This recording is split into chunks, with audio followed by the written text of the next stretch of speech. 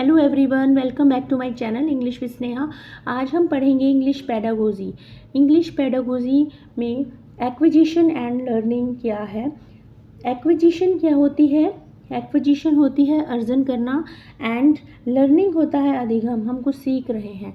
तो English pedagogy के अंदर एक्विजिशन एंड लर्निंग हम पढ़ेंगे आज। ये एचटेट, सीटेट और टीचिंग एग्ज़ाम में पेडागोजी पूछी जाती है। तो let's start now. What is language? Language क्या है? भाषा। Language is a medium through which one can express one ideas, thoughts and feeling. Language, भाषा वह माध्यम है जो एक हम अपने विचारों को, भावनाओं को, फीलिंग्स को हम एक्सप्रेस करते हैं भाषा के द्वारा। वो हमारी लैंग्वेज क्या है? देयर आर, हमारी मदर टंग है Hindi, and there are many languages in world. हमारी भारत में बहुत सी लैंग्वेज बोली जाती हैं। About 1600 language and dialects are spoken in India. Bharat देश में 1600 भाषा और डायलैक्ट होता है, बोली जाती हैं। कैरेक्टरिस्टिक्स ऑफ लैंग्वेज, लैंग्वेज की विशेषताएं क्या हैं? Language it acts as a mean of communication. Language के द्वारा हम क्या करते हैं? भाषा बोली जाती है, भाषा मीन्स ऑफ कम्युनिकेशन, ये संप्रेषण का साधन है। इट इज़ अ सिम्बॉलिक, यह एक सिम्बॉलिक है, यहाँ पे सिम्बॉलिक है। एंड डायनेमिक, डायनेमिक मीन्स होता है परिवर्तनशील, इसको चेंज किया जा सकता है। जैसे कि जो लैंग्वेज भाषा है वो इंग्लिश में है, हिंदी में है, मराठी में है, अलग अलग लैंग्वेज हैं। तो पर हमारी जो क्या होती है, इंडिया में मदर टंग क्या है?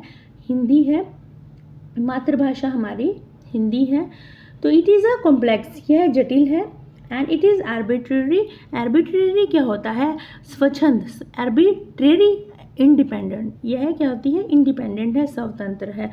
English as a second language, English को क्या बोला गया है? इंग्लिश हम पढ़ रहे हैं, इंग्लिश क्या है? सेकेंड लैंग्वेज है।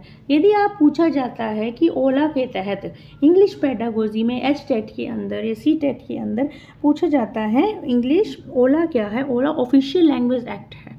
ये इसकी फॉर्म है, फुल फॉर्म बोला जाता है official language act. Official language act के तहत इंग्लिश क्या है? एक सेकेंड लैंग्वेज है, इसको ग्लोबल माना जाता है। क्या इंग्लिश क्या है? ग्लोबल भी माना जाता है और एसोसिएट ऑफिशियल लैंग्वेज भी बोला जाता है। तो ये देखिए, यदि हमारे भारत देश में इंडिया में क्या है? इंडिया में हिंदी मदर टंग है, इंग्लिश एक सेकेंड लैंग्वेज है। यदि ओला के तहत पूछा जाता है तो इंग्लिश ग्लोबल लैंग्वेज है और एसोसिएट ऑफिशियल लैंग्वेज भी बोलते हैं। आप ऑफिस में देखते हो तो इंग्लिश लैंग्वेज यूज़ की जाती है। ग्लोबल होता है ऑल ओवर वर्ल्ड के अंदर इंग्लिश इंटरनेशनल लैंग्वेज है, लिंक लैंग्वेज है। तो आगे एनसीएफ क्या होता है? एनसीएफ नेशनल, एनसीएफ के तहत 2005 में आया था। ये कहते हैं English is a multilingual country, English एक बहुभाषीय देश है में क्या होती है? एक ग्लोबल लैंग्वेज है।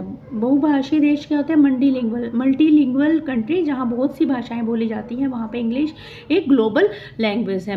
तो ये थी क्या है? इंग्लिश के बारे में बताया था, लैंग्वेज के बारे में बताया था। नेक्स्ट है एक्विजिशन। एक्विजिशन क्या होता है? एक्वायर होता है, हम कुछ एक्वायर करते हैं, ग्रहण करते हैं। जैसे हमने इंग्लिश को क्या किया है? एक्वायर कर रहा है। और हमारी जो लैंग्वेज है, मदर टंग जो हमारी होती है, भाषा जो घर में बोली जाती है, उसको हम वो क्या करते हैं? हम सीख लेते हैं। जैसे देखिए, when language is learned naturally without any systematic practice, without any rules, it is called acquisition। बोलते हैं कि it comes naturally, acquisition होता है, ये naturally आती है। जब भाषा naturally तब सीखी जाती है, विदाउट एनी सिस्टमेटिक प्रोसेस, बिना किसी प्रैक्टिस के, कोई रूल रेगुलेशन के बिना बोली जाती है, उसे एक्विजिशन कहते हैं। It refers to the process of learning a native or a second language. तो ये क्या है? इट रेफर्स, ये हेल्प करती है, ये प्रोसेस ऑफ लर्निंग नेटिव, जो हमारे नेटिव और सेकेंड लैंग्वेज को सीखने में ये हमारी हेल्प करती है। Because of native innate capacity of human brain, क्योंकि इननेट स्वाभाविक जो इननेट होता है, जो जन्मजात हमारी कैपेसिटी होती है, जो हमने जन्म से जो सीखा है, जो हम सुनते हैं अपने पेरेंट्स को बोलते हुए, फिर हम फर्स्ट पहले सुनते हैं, फिर बोलते हैं, फिर वो क्या होता है, सुनकर हम एक्वायर कर लेते हैं।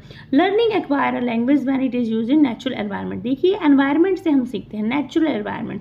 It also mean N unconscious process that occurs when language is used in real conversation। ये क्या होती है, अनकॉन्शियस होती है। It also means unconscious process है, मीन्स ज़्यादा हमें वो जोर नहीं लगाना पड़ता है माइंड में, अनकॉन्शियस है। दैट अकर्स, जो निकल के आती है, when language is use in real conversation, जब भाषा का हम प्रयोग में एक आम रियल कन्वर्सेशन में यूज़ करते हैं, तो ये एक अचेतन प्रोसेस है।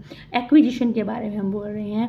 When the language acquire a second language, जब हम व्हेन द लर्नर, जब जो सीखने वाला होता है लर्नर, सेकेंड लैंग्वेज, जैसे हम इंग्लिश को सीख रहे हैं तो सीखते हैं, it is influenced by the language transfer, that is by the learners language that they already know. जो वो भाषा सीखता है ना, जैसे जो मराठी सीख रहे हैं, तमिल, उसको उस भाषा के द्वारा हम इंग्लिश को सीखते हैं। Second language